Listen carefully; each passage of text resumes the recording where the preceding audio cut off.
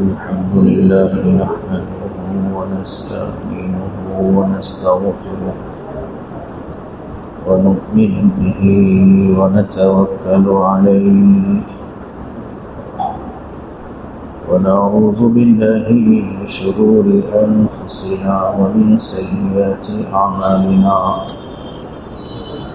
من يهده الله فلا مضل له ومن يضلل فلا هادي له ونشهد أن لا إله إلا الله وحده لا شريك له ونشهد أن سيدنا ونبينا ومولانا محمدا عبده ورسوله صلى الله تعالى عليه وعلى آله وأصحابه وبارك وسلم.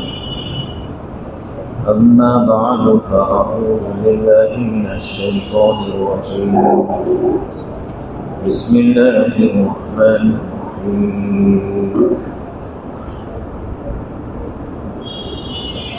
يا أيها الذين آمنوا لا تقربوا الصلاة وأنتم سكارى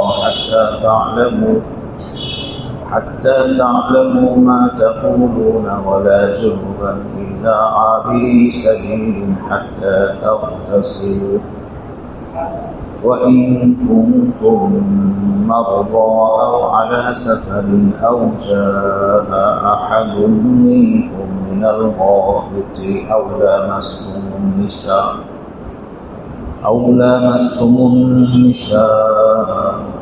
فلم تجدوا ماء فتيمموا صعيدا طيبا فامسحوا بوجوهكم وأيديكم إن الله كان عفوا غفورا.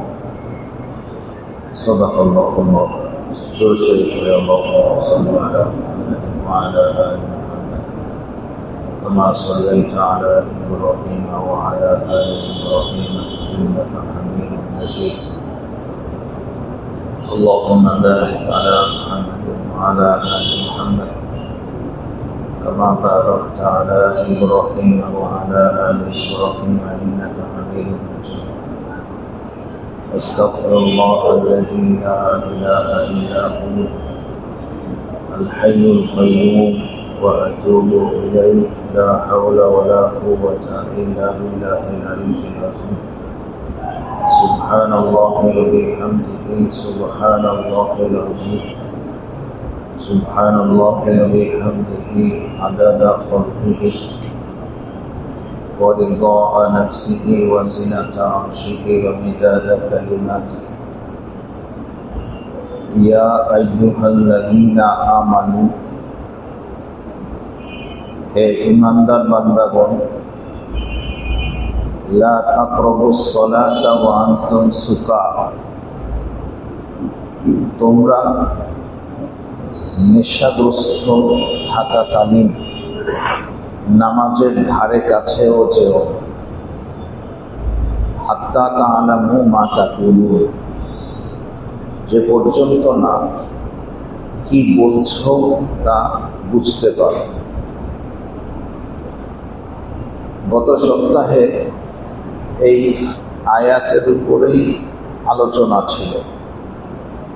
চারটা ধাপে চারটা প্রক্রিয়ায় পর্যায়ক্রমে আল্লাহ তাআলা মদকে নিষিদ্ধ করেছেন এবং মদ জাতীয় জিনিস নিষেধ করেছেন।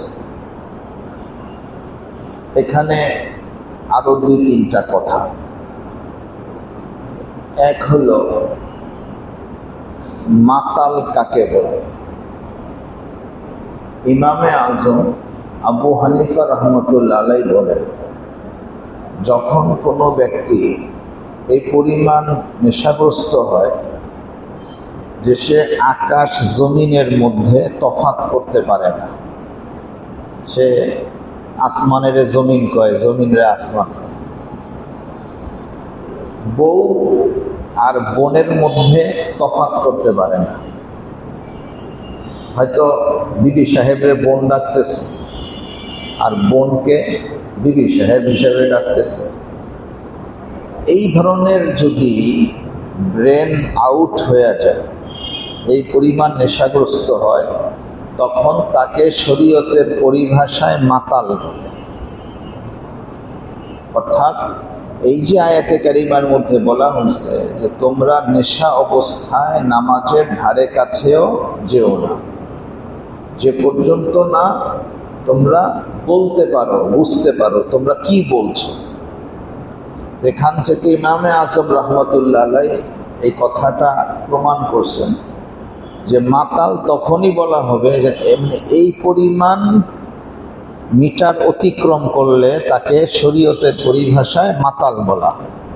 যে আসমান জমিনের মধ্যে তফাৎ করতে পারে না, বউ আর বোনের মধ্যে তফাৎ করতে পারে না। এখন এর থেকে আর একটু কম মাথা ঘুরায়, কথা একটু অসংলগ্ন, হাসাহাসি করে, কিন্তু তফাৎ করতে পারতেছে, তো শরীয়তের পরিভাষায় তাকে মাতাল বলা হবে না, বাকি সে হারাম কাজ করছে। আচ্ছা আচ্ছা, এখানে আরেকটা বিষয় আমি গত সপ্তাহে আলোচনা করছিলাম। মদ সংক্রান্ত প্রথম আয়াত ছিল যে আয়াতের মধ্যে আল্লাহ বলছেন তোমরা আঙ্গুর খেজুর থেকে রস বের করো এবং এটার থেকে মাদক তৈরি করো এবং রিজকে হাসান তৈরি করো। এটা ছিল প্রথম ধাপ আয়াত। যেই আয়াতের দ্বারা সাহাবায়ে কেরামদের মনের মধ্যে একটা কথা দেওয়া হচ্ছে যে মদ জিনিসটা আসলে ভালো না। দ্বিতীয় পর্যায়ের আয়াত ছিল যে সাহাবায়ে কেরাম হুজুরে পাক সাল্লাল্লাহু আলাইহি ওয়াসাল্লামকে জিজ্ঞেস করছেন জুয়া এবং মদ সম্পর্কে। আল্লাহ বলছেন এর মধ্যে উপকারও আছে, অপকারও আছে, গুনাহ আছে। উপকার থেকে অপকার এবং গুনাহের পরিমাণ বেশি। এটা ছিল দ্বিতীয় পর্যায়ের আয়াত। আর তৃতীয় পর্যায়ের আয়াত হলো এটা, তৃতীয় ধাপ, যে নেশাগ্রস্ত থাকাকালীন নামাজের ধারে কাছে যেও না।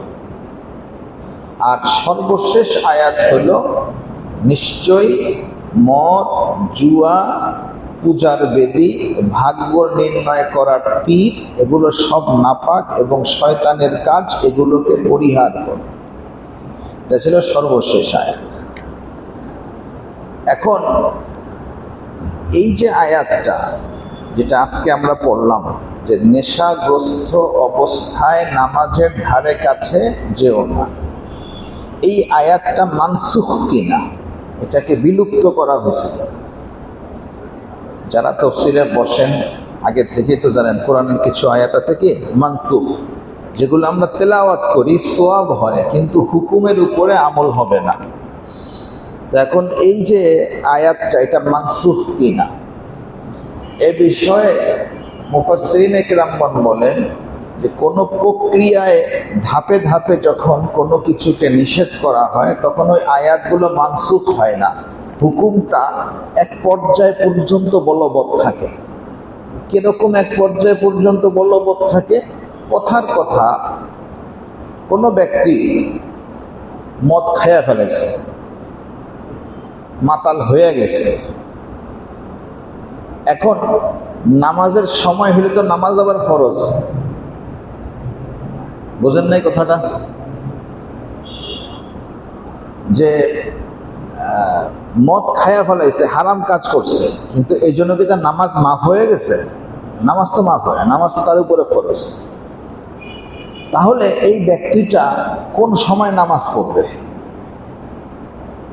তো এই হুকুমটা তখন আসবে, এই হুকুমটা এখনো আছে, যে তখন সেই ব্যক্তি যখন নেশা কাটতে কাটতে এই পরিমাণ কাটবে যে সে কি বলছে এটা সে বুঝতে পারতেছে, তখন সে নামাজ আদায় করবে।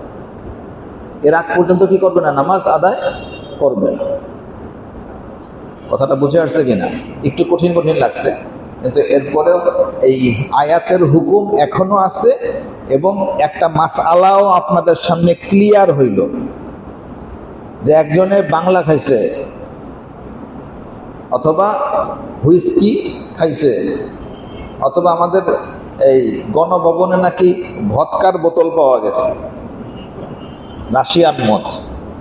এখন এগুলি খাইয়া মাতাল হয়েছে, নামাজের সময় হয়েছে, এখন নামাজ তো তার পড়তে হইব, নামাজ তো ফরজ, ঠিক না? অথবা মনে করেন তাবলিগি জামাতের ভাইরা গাছতে গেছেন কোনো লোকের কাছে, এখন সে মাতাল, ওরে আপনারা রাজি করাইছেন যে নামাজ পড়তে হইব, ও স্বীকার করছে নামাজ পড়তে হইব।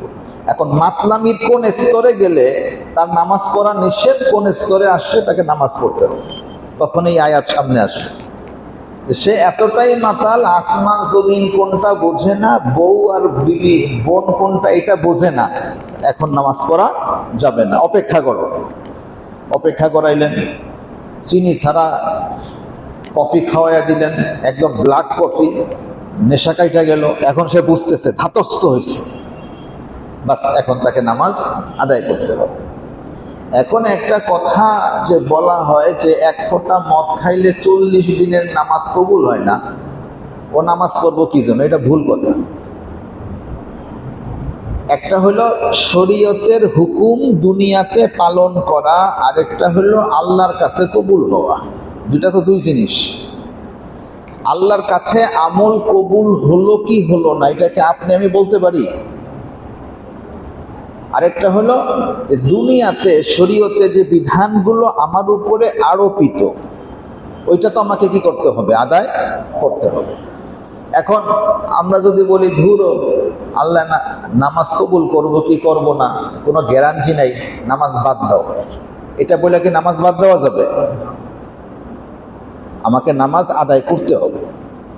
ঠিক এরকমই যে একজনে মদ খাইছে, 40 দিন তার ইবাদত বন্দিকে কবুল না, তাহলে কি সে 40 দিন নামাজ না পড়ে থাকবো? না, তাকে কি করতে হবে? নামাজের সময় নামাজ পড়তে হবে। সে গুনাহ করছে, গুনার জায়গায় গুনাহ, ইসলামিক আদালত থাকলে তাকে দৌড়া মারা হবে, শাস্তি দেওয়া হবে, ওইটা ভিন্ন। আর নামাজের সময় তাকে নামাজ পড়তে হবে, কিন্তু নামাজ পড়ার সময় পার মাতাল থাকা যাবে না। মাতলামিটা কমাইয়া যখন সে কি বলে না বলে এটা বুঝতে পারে, আসমান জমিন কোনটা বোঝে, বউ কোনটা বোন কোনটা বোঝে, তখন সে নামাজ আদায় করবে।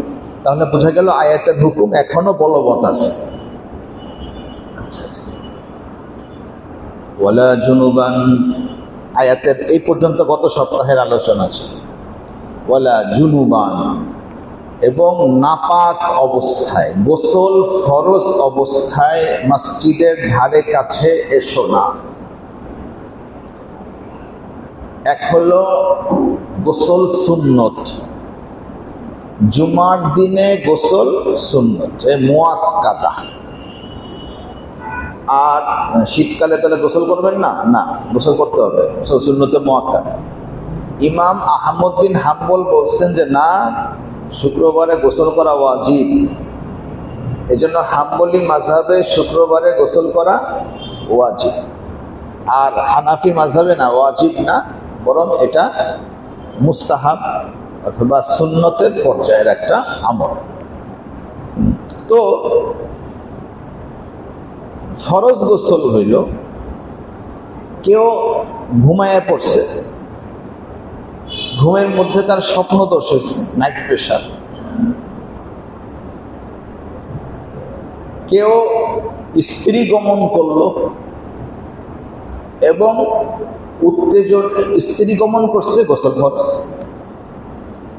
কেউ অন্য কোনোভাবে তার দেহের থেকে যদি বীর্য বের হয় উত্তেজনার সাথে, তাহলে কি হয়? গোসল ফরজ।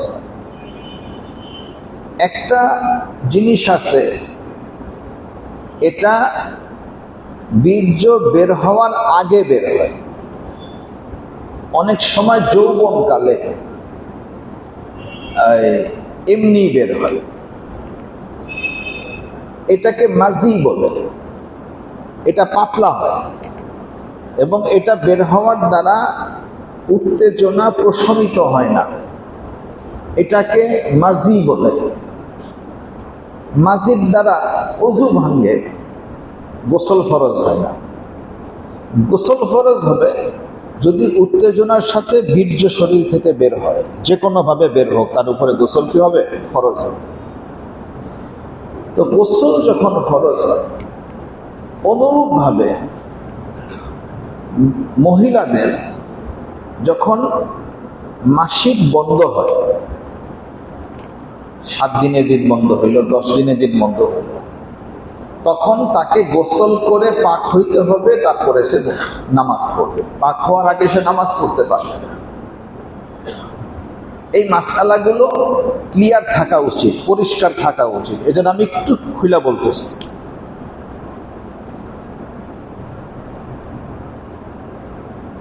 তো মেরা ভাই দোস্ত, গোসল যখন ফরজ হয় ওই সময় নামাজ পড়াও নিষেধ, মসজিদে ঢোকাও কি নিষেধ। আরেকটা হলো ওযু ফরজ হয়েছে, মানে ওযু তো এমনি ফরজ না, নামাজ ফরজ, নামাজের জন্য ওযুও কি ফরজ। তো ওযু ফরজ হয়েছে, ওযু ভাঙছে, এখন মসজিদে ঢুকতে কোনো অসুবিধা নেই, সে মসজিদে ঢুকতে পারবে, অন্যান্য কাজকর্ম করতে পারবে।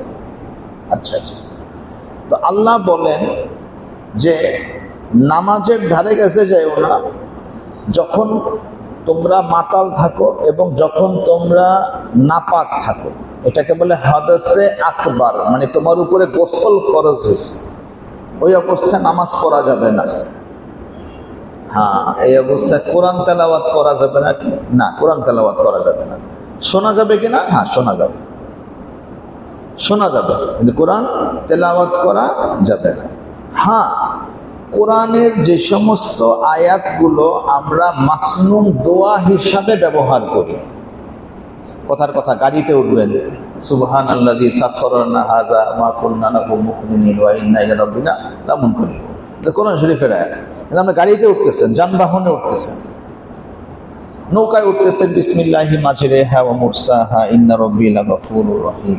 না, এই ধরনের আয়াত কিন্তু দোয়া হিসাবে পড়া যাবে, কিন্তু কোরআন তেলাওয়াত করা যাবে না, কিন্তু শোনা যাবে। মাসলাগুলো বুঝে আসছে কিনা? এই মাসলাগুলো নিয়ে অনেক অনেক কনফিউশনের মধ্যে থাকে। কোরআন তেলাওয়াত করা ছাড়া এই ধরনের হদসে আকবার, মানে যার উপরে গোসল ফরজ, সে দুরূদ শরীফ পড়তে পারবে কিনা? পারবে। জিকির আজকার করতে পারবে কিনা? পারবে। ইস্তেগফার করতে পারবে কিনা? পারবে। বুঝে আসছে কিনা? হদসে আকবার, গোসল ফরজ, ওই অবস্থায় শুধুমাত্র কোরআন তেলাওয়াত করা কি নিষেধ। তবে দোয়া হিসাবে যদি কোনো আয়াত সে পাঠ করে, এটা কিনা নিষেধ না, শোনাও কিনা নিষেধ না। আর যদি হদসে আসগার হয়, মানে ওযু ফরজ, গোসল ফরজ না, কোরআন তেলাওয়াত করা যাবে, অন্যান্য সব কিছুই করা যাবে, তবে কোরআন স্পর্শ করা যাবে না। কোরআন স্পর্শ করা যাবে না, সরাসরি স্পর্শ করা যাবে না, এটা কোরআনের আদব। কোনো কাপড় ইত্যাদি দিয়ে যদি স্পর্শ করতে হয় তাহলে স্পর্শ করা যাবে, সরাসরি এরকমভাবে স্পর্শ করা যাবে না। তো আল্লাহ তাআলা বলেন যে জুনুবি অবস্থায়, হদসে আকবার মানে গোসল ফরজ থাকা অবস্থায় তোমরা মসজিদের নামাজের ধারে কাছে যাবে না, নামাজ পড়বা না। তাহলে বোঝা গেল যে একটা মানুষ যদি তার স্ত্রীর কাছে যায় অথবা কোনোভাবে তার বীর্য স্খলন হয়, তার উপরে গোসল ফরজ হয়, সে নাপাক হয়ে যায়। এটা যেরকম তাকে নাপাক বানায়, সে নামাজের উপযুক্ত রইল না, ঠিক তদ্রূপ মদ্যপান করলেও একটা লোক কি হয়ে গেল? নাপাক হয়ে গেল, এবং সেও কি নামাজের উপযুক্ত থাকলো না। এবং আগে আনছে মদ পানের কথা, বোঝা গেল এটা বেশি খারাপ, এটা বেশি বড় গুনাহ। ইল্লা আবিরি সাবিল, তবে তোমরা যদি মুসাফির হও, অর্থাৎ কেউ যদি মুসাফির অবস্থায় জুনুবি হইয়া যায়, মুসাফির অবস্থায় কি হলো? জুনুবি, মানে সে তার উপরে গোসল ফরজ হয়েছে। শব্দগুলি একটু বোঝার চেষ্টা করেন। কোরআন শরীফের শব্দ আসছে জুনুব, আমি এটা উর্দুতে বলছি হদসে আকবার, আর বাংলায় বলছি গোসল ফরজ হওয়া। বুঝতে পারছেন? আরবিতে হইল জুনুব, উর্দুতে হইল হদসে আকবার। আকবর মানে বড় না, বড় নাপাকি আর কি। আর এই বাংলায় বলছি কি গোসল ফরজ হওয়া। এখন কেউ সফরের হালতে আছে, তার উপরে গোসল ফরজ হয়ে যাবে, তো তার ব্যাপারটাকে আলাদা করলো, অর্থাৎ সে তায়াম্মুম কইরা নামাজ পড়তে পারবে। পানি যদি না থাকে, আশেপাশে কি নাই, পানি নাই। আমরা তো বাংলাদেশে দেখে আছে দেখে বুঝি না, পানি আর পানি না, পানি বাঁচায় আবার পানি ডুবায় মারে না, পানির তো কোনো অভাব নেই বাংলাদেশে। কিন্তু আরব দেশে মহা মুসিবত হয়ে যায় না। আমরা মনে আছে এই প্রথম হজের সময় মদিনা শরীফ থেকে যখন আমরা মক্কা শরীফে রওনা দিছি, তো এই কাবা শরীফের কাছে আসারও অনেক আগে ফজরের রক্ত হয়ে গেছে। তো একটা মসজিদের সামনে গাড়ি থামছে, পানি নেই, মসজিদেও পানি নেই। আমার কাছে এতটুকু পানি ছিল, ওই পানিটা দিয়ে কোনো রকম উজু করছি, তারপরে নামাজ পড়ছি। এরকম এই আজিজিয়া মক্কা শরীফ থেকে 4 কিলোমিটার দূর, ওখানে 21 সালে গেছিলাম। এই এশার নামাজ এক মসজিদে পড়বো, পানি নেই। তো আমাদের দেশে না পানি আর পানি, কিন্তু সব জায়গাতে এরকম পানির ব্যবস্থা থাকে না। তো আর বর্তমানে আধুনিক বিভিন্ন সিস্টেমের কারণে না অনেক জায়গায় পানি পাওয়া যায়, কিন্তু সব জায়গাতেও এখনো পাওয়া যায় না।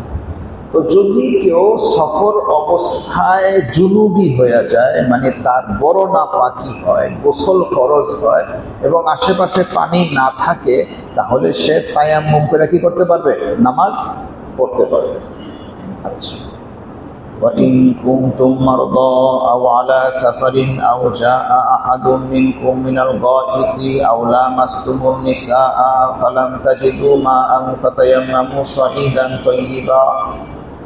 এই পর্যন্ত আল্লাহ একটা মাসআলা বলতেছে। এই মাসলাগুলি জরুরি, শিখা রাখেন। এক একটা মাসলায় শত শত রাকাত নামাজের সওয়াব পাওয়া যায় না। তো শুনতে অত ভালো লাগলো না, কিন্তু এটা মাসআলা, এক একটা মাসআলায় অনেক সওয়াব না। এই সওয়াবের দিকে খেয়াল করে শুনি। ওয়া ইন কুনতুম মারদা, তোমরা যদি অসুস্থ হও, মানে তায়াম্মুম জায়েজ হওয়ার দুইটা কারণ, একটা আসমানি আর একটা ব্যক্তির থেকে শুরু হওয়া। আসমানি কারণ হইল অসুস্থ, এমন অসুস্থ যে পানি ব্যবহার করা নিষেধ। এখন কারোর জন্য ঠান্ডা পানি ব্যবহার করা নিষেধ, আবার কারোর জন্য ঠান্ডা পানিও ব্যবহার করা নিষেধ, গরম পানিও ব্যবহার করা নিষেধ। এখন পানি পাইছে কিন্তু গরম পানি নাই, আবার পানি আছে কিন্তু ব্যবহার করলে সে কি হয়ে যাবে? অসুস্থ হয়ে যাবে। এই আসমানি কারণ। আও আলা সাফার, অথবা তুমি সফরে আছো মানে এখানে ওইটাই যে সামনে হুকুম আসতেছে যে পানি নাই। আও যা, পানি কতটুকু দূর পর্যন্ত নাই? 1 মাইল, চতুর্দিকে 1 মাইল পর্যন্ত কি নাই? পানি নাই।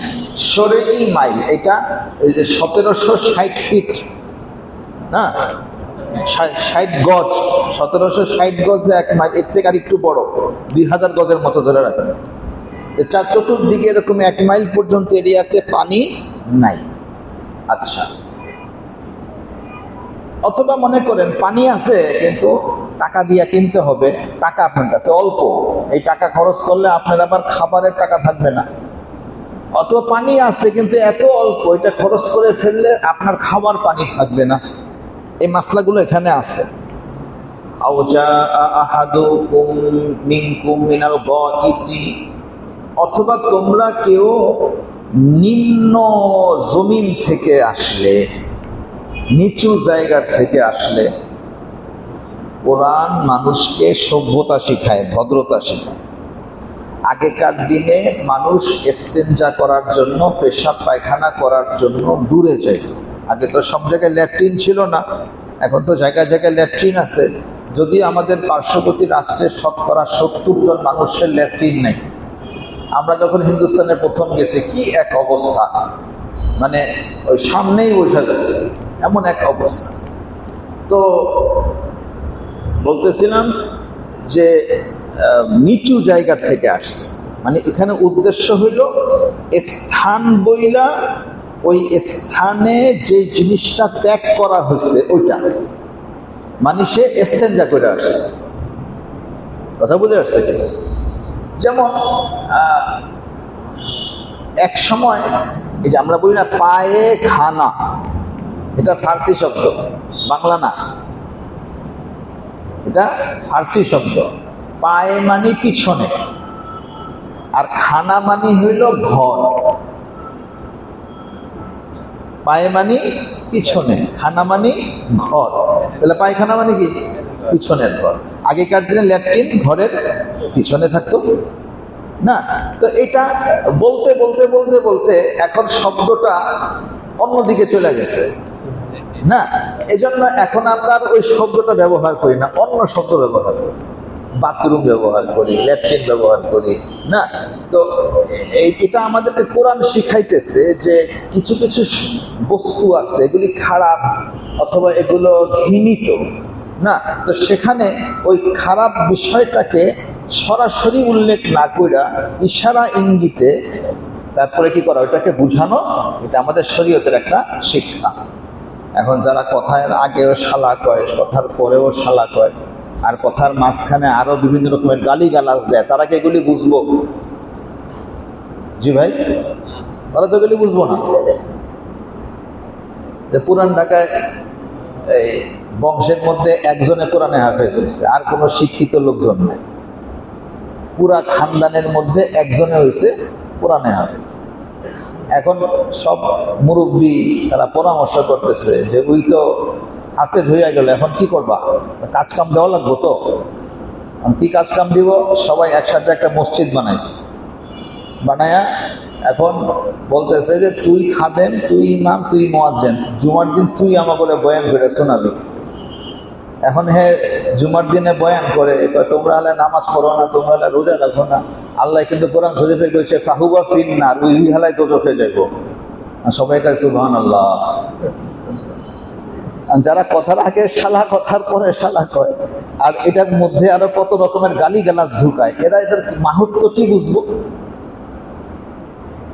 তো মেরা ভাইও দোস্ত, এই আয়াতের দ্বারা এটা ইঙ্গিত পাওয়া যায় যে নিজের সন্তানদেরকে কথা শিখানো, ভালো কথা শিখানো, ভদ্র কথা শিখানো, খারাপ কথা, ঘৃণিত কথা, বাজে কথা, গালিগালাজ, এগুলির থেকে নিজের জবানকে বাঁচাইয়া রাখা, সন্তানদের জবানকে বাঁচাইয়া রাখা।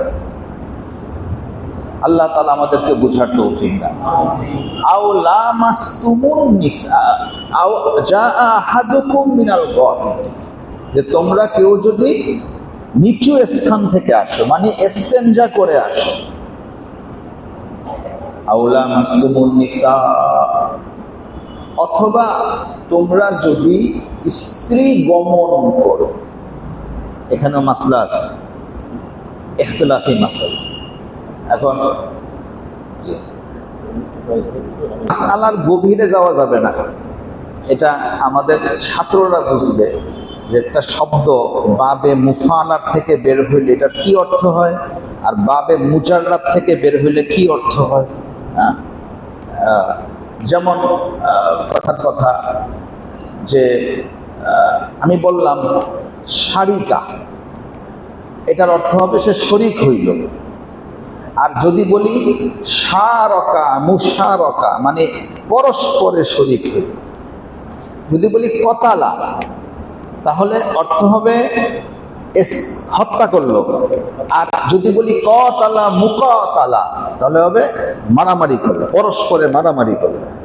ঠিক তদ্রূপ যে যখন আমরা বলবো লামিসা, মানে স্পর্শ করলো, আর যখন বলা হবে লামাসা মুলামাসা, তখন তার অর্থ হবে একে অপরকে স্পর্শ।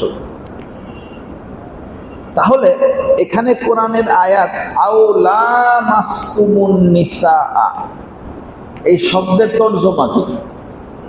হ্যাঁ, এই শব্দের তর্জমা ব্যাখ্যা ইমামে আজম আবু হানিফা রাহমাতুল্লাহ আলাইহি করছেন যে যদি তোমরা নারীকে স্পর্শ করো, স্পর্শ করার দ্বারা উদ্দেশ্য হলো বিশেষভাবে স্পর্শ করো, কারণ বিশেষ মুহূর্তে একে অপরকে স্পর্শ করে থাকে। এখানে শব্দ আসছে লাম আসা মুলা আসা। আর ইমাম শাফি রহমতুল্লাহ আলাইহি বলছেন না, এখানে লাম আসা মানে হইল লামিসা, মানে স্পর্শ করলো। তাহলে কি দাঁড়াইলো? শাফি মাযহাবে স্ত্রীকে স্পর্শ করলেই ওযু ভেঙে যাব, আর হানাফি মাযহাবে স্পর্শ করলে কি হবে না? ওযু ভাঙবে না। হ্যাঁ, যে মুলামাসা হয়, একে অপরকে স্পর্শ করে, বিশেষ ধরনের স্পর্শ, তাহলে তো গোসলই কি হয়ে যাবে? ফরজ হয়ে যাবে। আমি একটু সংক্ষেপে বুঝাইলাম, ইশারায় দিতে বুঝাইলাম, মাসআলার বিষয় যেহেতু এজন্য একটু খোলাখুলি বলতে হইতেছে। আউলা মাসতামুন নিসা, তাহলে কয়েকটা কথা বললেন না।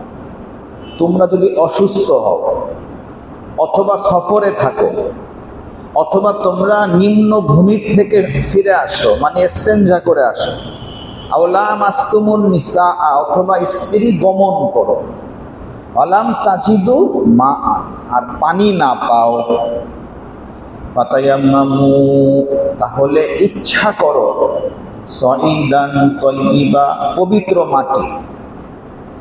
তাহলে মাটি দিয়ে কি করতে হবে? তায়াম্মুম করতে হবে। আচ্ছা, এখানে আরেক মাসালা, তায়াম্মুম মাটি এবং মাটি জাতীয় জিনিস দিয়া হবে। মাটি এবং মাটি জাতীয়, যেমন চুনা, যে চুনাটা পাথরি চুনা, এটা মাটি জাতীয়, মাটির থেকে হয়েছে। পাথর, এটা কিসের থেকে হয়? মাটির থেকে হয় না, মাটি জাতীয়, লোহা না। চুনা, পাথরি চুনা, এটা মাটি জাতীয়। তারপর কি বললাম? পাথর, এটা মাটি জাতীয়। পাথর থেকে সিমেন্ট তৈরি হয়, সিমেন্ট, এটা মাটি জাতীয়।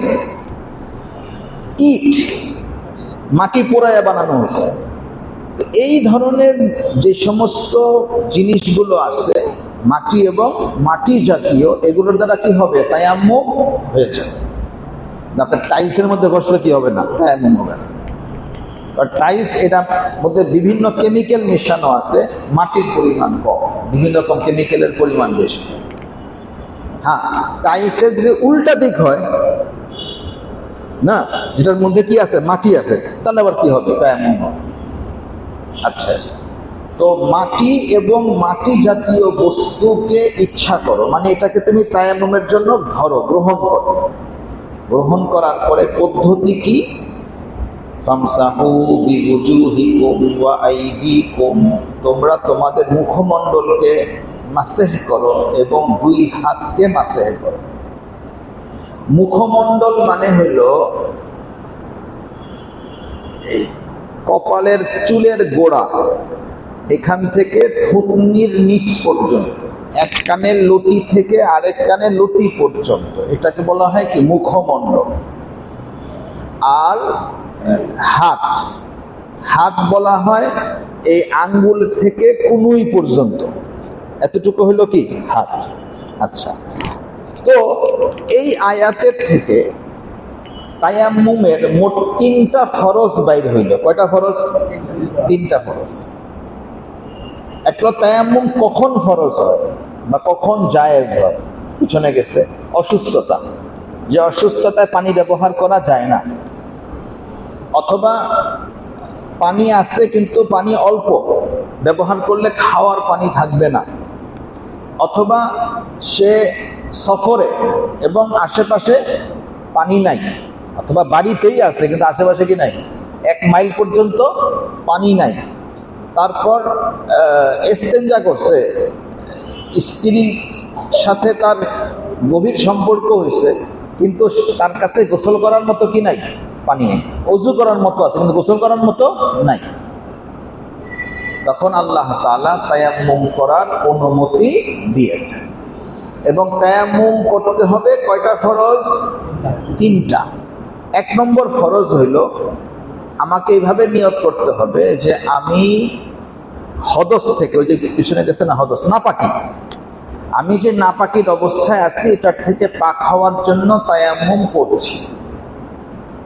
সংক্ষেপে আপনি নিয়ত করেন, যে মুখে বলা জরুরি না, আপনি মনে মনে নিয়ত করলে হয়ে যাবে। যে বা মুখেই বললেন, যেহেতু সচরাচর আমাদের তায়াম্মুম করার অবস্থা আসে না, বললেন যে আমি নাপাক থেকে পাক হওয়ার জন্য তায়াম্মুম করার কি করলাম, নিয়ত করলাম। এটা 1 নম্বর ফরজ, পবিত্রতা অর্জন করার জন্য। এরপরে ওই যে সামনে যে মাটি বা ইট বা পাথর যা আছে বা সিমেন্ট, এখানে আপনি প্রথমে 2 হাত ঘষবেন। 2 হাত ঘষে ভালো করে লাগাইলেন। এরপরে আপনি একদম পুরো এখান থেকে মাসাজ শুরু করেন, পুরা মুখ থুতনি পর্যন্ত আপনি মাসাজ করলেন 2 হাত দিয়ে। এই গেল দ্বিতীয় ফরজ। এরপরে আবার হাত দেন, আবার হাত দিয়ে আবার ভালো করে এই মাটি বা যেটা আপনার পাথর, এটা আপনি লাগায় নেন। অনেকে মনে করেন ধুলা লাগতে হবে না, ধুলা লাগা জরুরি না, আপনার হাত ঠিক মতো লাগছে কিনা, ঠিক মতো লাগছে, বাস হয়ে গেছে। এরপরে ডান হাত, বা হাত দিয়ে আগে ডান হাত, এখান থেকে এইভাবে আসেন, আর এখান থেকে এইভাবে আসেন, আবার এখান থেকে এভাবে আসেন, এখান থেকে এভাবে আসেন, বাস। একবার, 3 বার না, একবার। আল্লাহ আমাকে ছাড় দিছে না, আল্লাহ আমাদেরকে ছাড় দিছে। তায়াম্মুমের ঘটনা বড় আজীব ঘটনা। হযরতে আয়েশা সিদ্দিকা রাদিয়াল্লাহু তাআলা আনহা, এই হাদিসে বুখারী শরীফের মধ্যেও আসছে যে হুজুরে পাক সাল্লাল্লাহু আলাইহি ওয়াসাল্লামের সাথে সফরে গেছে, সাহাবায়ে কেরামদের এক জামাত সাথে আছে। তো ফজরের আগে রওনা দিবেন, সবাই তৈরি। তো আম্মাজান সিদ্দিকা আয়েশা রাদিয়াল্লাহু তাআলা আনহার গলায় একটা হাড় ছিল। তো উনিও ইস্তেঞ্জা থেকে ফিরে আসছেন, গলায় হাত দিয়ে দেখেন হাড় নাই। হুজুরকে জানাইছেন যে আমার গলায় হাড়টা হারায় গেছে। এখন হুজুর এলান করছেন, এই তোমরা তোমাদের আম্মাজানের হাড়, গলার হাড়টা হারায় গেছে, তালাশ করো। এখন সাহাবায়ে কেরামগণ গলার হাড় তালাশ করতেছেন, এদিকে ফজরের রক্ত যায় যায় অবস্থা, যায় যায় অবস্থা, সাহাবায়ে কেরাম পেরেশান। তো অনেকের মাথায় এরকম একটা ধারণা ছিল যে পানি পাওয়া না গেলে মাটিতে লাগাইলেও কি হয়, তায়াম্মুম হয়। তো অনেকে মাটির মধ্যে গড়াগড়ি দিয়েছে, ধুলার মধ্যে গড়াগড়ি দিয়েছে, অনেকে অপেক্ষা করতেছে। অনেকে আবার হযরত আবু বকর সিদ্দিক রাদিয়াল্লাহু তাআলা আনহুকে বলতেছে, তোমার মেয়ের কারণে আজকে আমরা সমস্যায় পড়ছি, আমাকে নামাজ এখন কাজা হওয়ার অবস্থা। আম্মাজান সিদ্দিকা আয়েশা রাদিয়াল্লাহু তাআলা আনহা বলেন যে হুজুর আমার কোলে মাথা রেখে ঘুমায় আছে, আর রাগে হযরত আবু বকর সিদ্দিক রাদিয়াল্লাহু তাআলা আনহু তাঁবুর মধ্যে প্রবেশ করছেন। এখন হুজুরের মাথা তো আমার কোলে, উনি আমারে বেশি কিছু কইতেও পারে না, যদি ঘুম ভেঙে যায়। তো আমারে আস্তে আস্তে এরকম এরকম করে খোঁচা দিতেছে, বলতেছে তোর কারণে আজকে সবার নামাজ নষ্ট হইতেছে, হ্যাঁ, এরকম খোঁচা টোচা দিয়ে চলে গেছে। এরপরে হুজুরের ঘুম ভাঙছে। হুজুর বললেন যে তোমাদের উপরে এই আয়াত, এই ওহী নাজিল হয়েছে। এই ওহীর মধ্যে কি করা হইল, তায়াম্মুমের অনুমতি দেওয়া হইল। এখন যে সাহাবায়ে কেরামগণ আগে বিরক্ত হয়েছিলেন, তারাই আবার আবু বকর সিদ্দিককে মোবারকবাদ দিতেছেন, তোমার মেয়ের কারণে আজকে এত বড় একটা ফয়সালা আল্লাহ তাআলা নাজিল করছেন, এবং কঠিন একটা বিষয়কে আমাদের জন্য একেবারে ডাল ভাত করে দিছে, না পানি ভাত করে দিছে, সহজ করে দিছে। যে পানি নাই, কিচ্ছু নাই, ধুলা মাটি তো আশেপাশেই থাকে, নিয়ত করে একটু লাগাই নিলে কি হয়ে গেল, বান্দা পাক হয়ে গেল, পবিত্র হয়ে গেল। এইভাবে এই তায়াম্মুমের আয়াত নাজিল হয়েছে। আল্লাহ বলেন ফামসাহু বিউজুহিকুম ওয়া আইদিকুম, তোমাদের চেহারা এবং 2 হাতকে মাসাহ করো। ইন্নাল্লাহা কানা আফুওয়ান গফুরা, নিশ্চয় আল্লাহ তাআলা ক্ষমাশীল, এবং আল্লাহ তাআলা বান্দার তওবাকে গ্রহণ করেন, আল্লাহ তাআলা ক্ষমা করেন। তো এই যে আয়াত, এই আয়াতের মধ্যে অনেক মাসালা, আমি কয়েকটা দিকে ইঙ্গিত করলাম আর কি। তো একটা হলো যে গোসল ফরজ হইলে মসজিদে আসা যায় না। এরপরে গোসল ফরজ কখন হয় এই বিষয়ে মাসলা বললাম। মহিলাদের পিরিয়ড যখন বন্ধ হয় তখন তাকে গোসল করে পাক হইতে হয়, এবং যদি শরীর থেকে উত্তেজনার সাথে বীর্য স্খলন হয় তখন তাকে গোসল করে নামাজ আদায় করতে হবে। ফরজ গোসল। গোসলের ফরজ কয়টা? জি, অনেকে কইতেই পারে না, খবর নাই। না, জিজ্ঞাসা করেন গোসলের ফরজ কয়টা, কইতে পারবো না। জানোয়ারের জিন্দেগি অবস্থা, জানোয়ারের মতো জিন্দেগি। আজকে ফজরের সময় ঢুকতেছি, একটু দূরে 4-5টা ছেলে, 2টা হাফ প্যান্ট পরা, এরা আড্ডা দিতেছে ফজরের সময়। সারা রাত ঘুমায় নাই। কি করলে সারা রাত ঘুমানো যায় না এটা আমার জানা নাই, তবে শুনছি কিছু কিছু জিনিস, এই জিনিস করলে সারা রাত আর ঘুম আসে না। তো চিন্তা করছি আর নামাজ পড়া ধর্ম আর কি, নামাজের সময় হয়ে গেছে, নামাজের পরে বাইরে হয়ে দেখি আর নাই। এগুলি তো এতগুলি লোক নামাজ পড়তে মসজিদে আসতেছে, আর তোমার মনের মধ্যে একটু চিন্তাও নেই।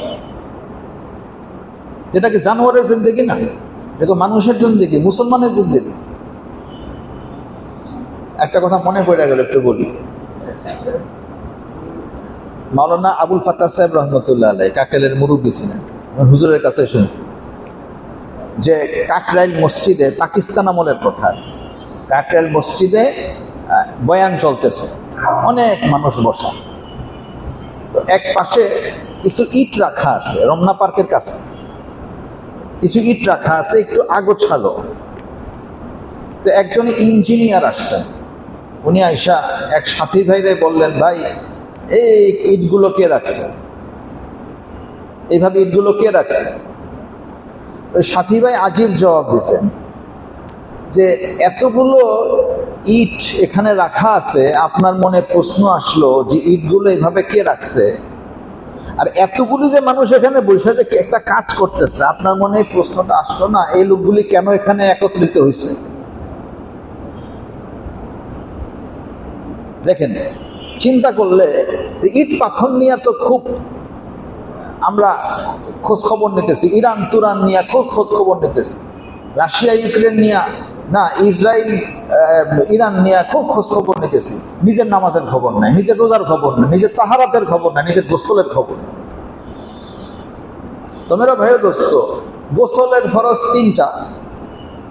এক হলো 3 বার কুলি করা, নাকের নরম জায়গা পর্যন্ত পানি পৌঁছানো, এবং সারা শরীর কি করা, ধৌত করা। এবং অনেক সময় শরীরে এরকম নাপাক থাকে যে কাপড় পুরাপুরি না খুললে এগুলির থেকে পাক হওয়া যায় না।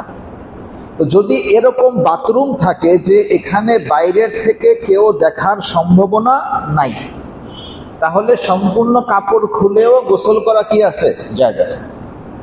কিন্তু নিজের সতরের দিকে নিজে না তাকানো, এটা আদব, নিজের সতরের দিকে নিজে না তাকানো।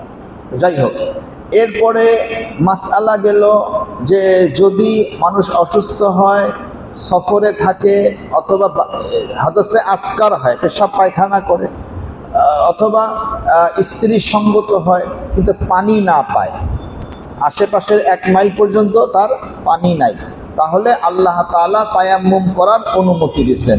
তায়াম্মুমেরও ফরজ কয়টা? 3টা।